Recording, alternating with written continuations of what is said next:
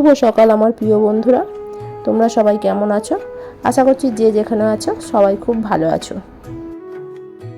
আমরাও কিন্তু তোমাদের ভালোবাসায় আর আশীর্বাদে বেশ ভালো আছি। আমি পিঙ্কু আরও একটি নতুন ব্লগে তোমাদের স্বাগত জানাই। আজ হচ্ছে শুক্রবার আর ঘড়িতে এখন বাজে 5:30। এখন থেকেই তোমাদের নিয়ে আজকের ভিডিওটি শুরু করছি। আশা করছি ভিডিওটি তোমাদের খুব ভালো লাগবে। পুরো ভিডিওটি জুড়ে থাকার অনুরোধ রইল। আমি তো ঘুম থেকে উঠে দোরঘরগুলো ঝাঁট দিলাম। দোরঘরগুলো ঝাঁট দিয়ে এবার কিন্তু উঠোনটা ঝাঁট দিয়ে দিচ্ছি। কদিন তো বৃষ্টির জন্য উঠোনটা ভালো করে ঝাঁটি দেওয়া যায়নি। আজকে তো ওয়েদারটা একটু পরিষ্কার আছে, ওই জন্য উঠোনটা আজকে একটু ভালো করে ঝাঁট দিয়ে নিলাম। আর একেবারে সকালে ঘরদোরটা মুছে তারপর স্নান করে তারপর রান্না চাপাবো, জানো তো। আমি তো স্নান সেরে একেবারে ঠাকুরের পুজো দিয়ে চলে এসেছি রান্নাঘরে সবজিগুলো কেটে নিতে। কেন বলো তো, সকালবেলা না ঠাকুরের সেবাটা দিয়ে দিলে না বেলায় অনেকটা লেট হয়ে যাচ্ছে, জানো তো। মানে কাজ করতে করতে সেই 1:30 2 বেজে যাচ্ছে। আমরা তো সকালে খেয়ে নিচ্ছি আর ঠাকুরকে সেবা দিতে দিতে অনেকটা লেট হয়ে যাচ্ছে। ওই জন্য ভাবলাম আজকে একেবারে স্নান সেরে ঠাকুরের পুজো দিয়ে তারপরেই রান্না চাপাবো। আর ওইদিকে তো ভাতটা আমি চাপিয়ে দিয়েছিলাম, ভাতটা তো হয়েই গেছে, ডালটাও সিদ্ধ হয়ে গেছে।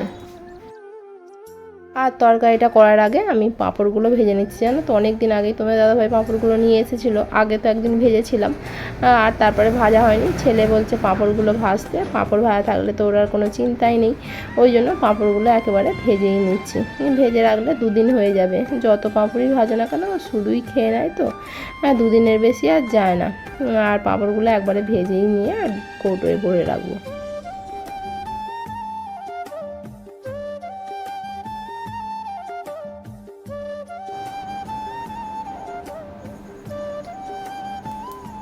আর পাঁপড়টা তো ভেজে নিয়ে কড়াই থেকে তেলটা ঢেলে নিয়ে আর যেটুকু তেল ছিল অল্প তেল দেখে ওই কড়াইতে আমি পটলগুলো আর আলুগুলো ভেজে নেবো একেবারে।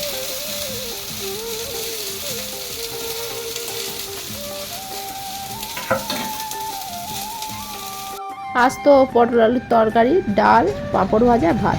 আজকে আর কিছু করবো না, আজকে এইগুলোই করব। আজকে যেহেতু উঠেছি একটু দেরিতে, তার উপরে আবার ঠাকুরের সেবা দিয়ে স্নান ফান সারতে সারতে অনেকটাই লেট হয়ে গেছে। আর বেশি কিছু করার আজকে আর টাইম পাবো না। আর ওদিকে হবে তো আজকে চাউমিন করব টিফিনেতে ছেলের। রোজ দিন টিফিনে কী দেবো যেন মানে টেনশান হয়ে যাচ্ছে মাথাতে। আর এদিকে দেখো পাঁপড়গুলোও কিন্তু আমি একটা কৌটোতে ভরে রেখে দিচ্ছি। মুড়ির ডামে রাখলেও কিন্তু কড়কড়ে থাকে, মুড়ির ডামে আর আজকে রাখলাম না, কৌটোতেই ভরে রেখে দিচ্ছি। আর এদিকে তো পটল আলুর তরকারি করবো বলে সর্ষেটা আমি বেটে নিচ্ছি। বলেইছিলাম সর্ষে আমি মিক্সিতে মানে দিই না বলতে গেলে। সর্ষেটার জন্য শিলটা আমাকে পাততেই হয়, না হলে তো শিলে সেরমভাবে মশলা কিছু বাটা হয় না। আর ওই জন্যই সর্ষের জন্যই শিলটা পাতি। আর ওদিকে তো চাউমিনটাও সিদ্ধ চাপিয়ে দিয়েছি। আর এদিকে হচ্ছে গাজর, আলু, ক্যাপসিকাম এইগুলো ভাজা করছি।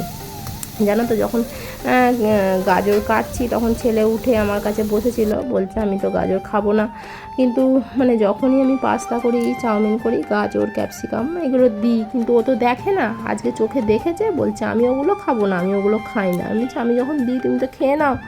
বলছে যে না আমি খাবো না, তুমি কয় দাও না তো। আমি বলছি হ্যাঁ দিই বলে আবার গাজর, ক্যাপসিকাম ওইগুলো বরবটি করাই দিয়ে চাউমিনটা করলাম। তোমার দাদাভাই টিফিনটা তো আমি আগেই গুছিয়ে দিয়েছিলাম। তোমার দাদাভাই যেহেতু বেরিয়ে গেছে তাড়াহুড়ো করে, ওটা তাড়াতাড়ি করে টিফিনে ভরে দিয়েছিলাম। তারপর ছেলেরটা ভরলাম আর একটুখানি ছিল, আমি ওটা ডিশে আর ওটা ঢেলে নিচ্ছি।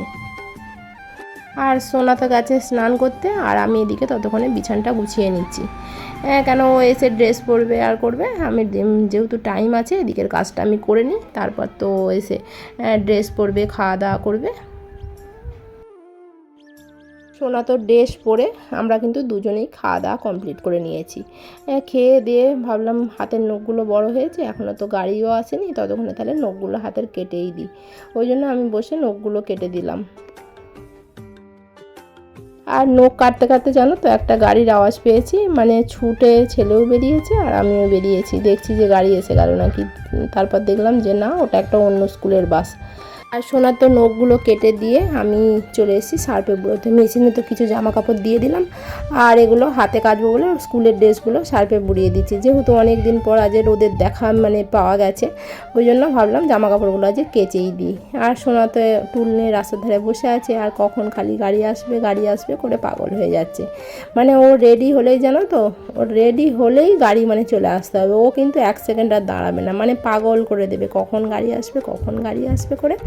তারপর তো গাড়ি এলো, ওকে তুলে দিয়ে এলাম। তুলে দিয়ে এসে ফ্রিজের উপরে যে কাপড়টা পাতা ছিল না, সেই কাপড়টার উপরে আমি বলেইছিলাম উপর থেকে সেই ধুলো মতো পড়ে, তো ওটার উপরে নোংরা পড়েছিল। আমি ওই জন্য ওটা তুলে একটু ঝেড়ে নিলাম, আর বোর্ডের উপরটাও আমি কিন্তু মুছে নিলাম, আর কিন্তু গ্যাসটাও আমি মুছে নিয়েছিলাম। আমার তো কাচাকুচি কমপ্লিট হয়ে গেছে। মেশিনেরগুলো আর বালতিতে একবার ঘুরিয়েছি, ওইগুলো কাচবোগুলো ছেলে স্কুলের ড্রেসগুলো আছে ওইগুলো হাতে কাচবো, আর মেশিনেরগুলো দেখো কাঁচা হয়ে গেছে।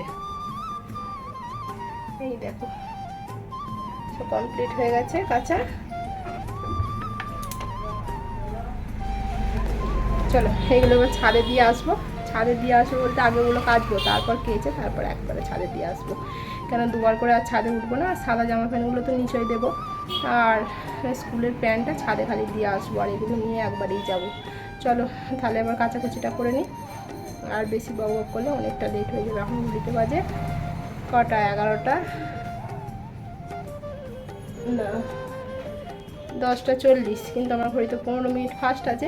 এখন বাজে 10টা 15। চলো কাচাকুচিগুলো করে নিয়ে তারপর কাজে বসতে হবে। কাজ দিয়েছে, আমি কাজ করে শেষ করতে পারিনি। এগুলো আগে কাচাকুচি করে নিই, তারপর ছাদে দিয়ে আসবো। চলো দেখতে থাকো ভিডিওটা। কাচাকুচি করে এসে আমি কিন্তু মেশিন থেকেও জামা কাপড়গুলো কিন্তু বার করে নিয়েছিলাম ছাদে দিয়ে আসবো বলে।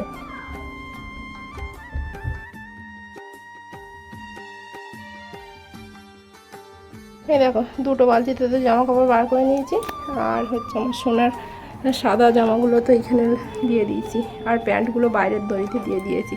চলো এবার ছাদে যাওয়া যাক।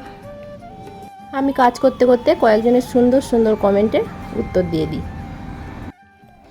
গল্প ঘরে বাইরের বনু বলেছে খুব ভালো হয়েছে, পাশে থাকলাম। থ্যাংক ইউ সো মাচ গো পাশে থাকার জন্য। আর বলেছে প্লিজ আমার পাশে থেকো দি ভাই, অবশ্যই তোমার পাশে থাকবো, আর তুমি এইভাবে আমাকে ভালোবাসা দিও। আর সুস্মিতার লাইফস্টাইলের বনু বলেছে খুব সুন্দর হয়েছে, আমার পরিবারে এসো। থ্যাংক ইউ সো মাচ গো তোমাকেও, আর আমি অবশ্যই তোমার পরিবারে যাব। আর গুলগুলি আর মামের দিদিভাই বলেছে খুব সুন্দর ভিডিও, আর তার থেকেও ভিডিওর মিউজিকটা খুব সুন্দর, অনেক ভালোবাসা দিয়ে গেলাম। থ্যাংক ইউ সো মাচ গো এইভাবে ভালোবাসা দেওয়ার জন্য আর পাশে থাকার জন্য। আর অঙ্কিতার লাইভ ব্লগের বনু বলেছে খুব সুন্দর হয়েছে, থ্যাংক ইউ সো মাচ। রুমির হেসেল ঘরের দিদিভাই বলেছে খুব ভালো লাগলো ব্লগটা, রোলটা কড়াইতে ভালো করলে, খুব সুন্দর করে পুজোর জোগাড় করলে। থ্যাংক ইউ সো মাচ গো। আগে আমি তো কিছুই পারতাম না এখানে, সংসার করতে করতে এখন আস্তে আস্তে অনেক কিছুই শিখে গেছি, জানো তো। আগে তো কিছুই পারতাম না ঠিক করে, এখন আস্তে আস্তে করতে করতে শিখে যাচ্ছি। ক্যাচে হ্যাপি লাইফের দিদিভাই বলেছে নিউ ফ্রেন্ড হলাম, খুব সুন্দর লাগলো তোমার video. Thank you so much গো। তোমাদের সকলকে কিন্তু অসংখ্য অসংখ্য ধন্যবাদ এত সুন্দর সুন্দর কমেন্ট করার জন্য। আর তোমাদের সাথে তো গল্প করতে করতে আমার এদিকে জামা কাপড় তো ছাদে সব মেলা হয়েই গেছে। আজকে অনেকগুলো জামা কাপড় ছিল, দেখেছো পুরো এক ছাদ জামা কাপড়, আর কোনো জায়গায় নেই দেওয়ার মতো, অনেক জামা কাপড় হয়েছে। আর এদিকেতে এসে আমি নিজেই কাজে বসে পড়েছি। আজকের ভিডিওটা আমি এখানেই শেষ করছি। যদি ভালো লেগে থাকে অবশ্যই একটি লাইক করো, আর চ্যানেলটিকে সাবস্ক্রাইব করো। কালকে নিয়ে আসবো আবার নতুন একটি ভিডিও। ততক্ষণে তোমরা ভালো থেকো, সুস্থ থেকো এবং সাবধানে থেকো। বাই।